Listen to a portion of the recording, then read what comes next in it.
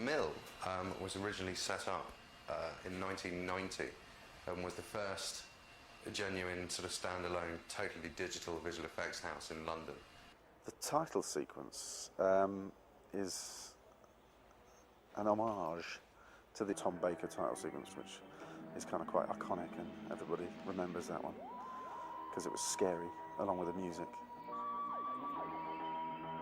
In post-production, it breaks down into four main areas. So you have the grading, which is where the pictures are all colour corrected, and you have the online, where the full resolution images are all put together. 3D operators build 3D models on the computer, spaceships, alien, and you have the compositors that actually take the 3D animation and put it into the live action shots.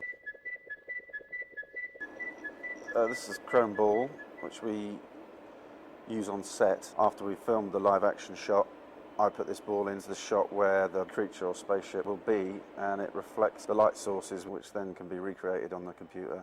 Then we've got another little grey ball, which is the 3D geyser reference for the ambient light. On other jobs, you usually find you're quite distant from the directors, being in the film industry. On this job, we've actually been working quite closely with the directors. The directors come in and they give us an indication of what they want, to go away, to come back. Classic example is the Reaper, where various designs were given to us, suggested to us, and we then suggested our own versions, because the versions that we were given were going to be quite difficult to do within the timescale that we've got. The Slovene I found quite hard because when you're working with CGI, it's quite easy to make a CGI creature and put it in a scene as long as it's the only thing in the episode.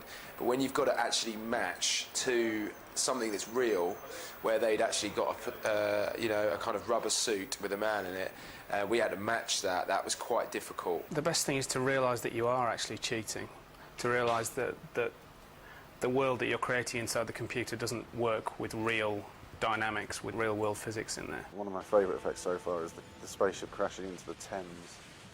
The final shot of that is, well, it's just lovely to see the Big Ben getting its top knocked off and then the ship crashing into the Thames. I think I enjoyed doing Cassandra the best. It was a real challenge to get her face looking right, to get a flat face which had hints of Zoe Wanamaker, who's doing the voice, to get it to work as a stretched piece of skin. It's probably episode 8, I would think, Reapers, and I also sort of looked after the TARDIS reveal as well, which I was sort of quite precious about.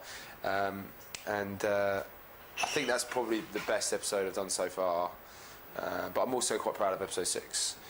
I think that the visual effects in it should be there to support what the story is or what the script is. The strongest thing in Doctor Who is that I only came into this job. The first question I asked was, are the scripts good and is the story good?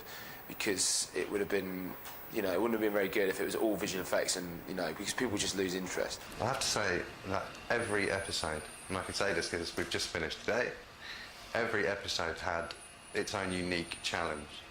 The most complicated sequences probably were episode 9's Flying Over London, which consisted of matte paintings projected onto 3D geometry so you could move the camera.